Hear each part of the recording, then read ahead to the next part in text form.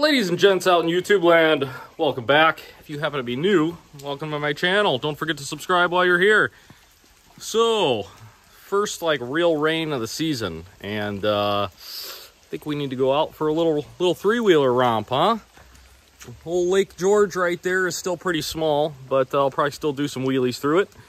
And yeah, let's head out in the woods and see what there is to see. Now, I have not really been on a real ride since the forest fire. And if you are new to my channel, this summer we experienced the third largest wildfire in California's history.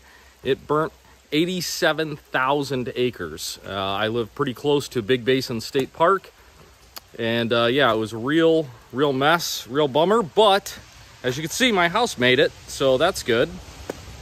As far as a bunch of my neighbors' houses, though, unfortunately they didn't. About half the houses on our road burnt down, and a bunch of neighboring houses in the area all burnt. But yeah, let's go take a little romp before it gets dark, because it gets dark at 4 o'clock now.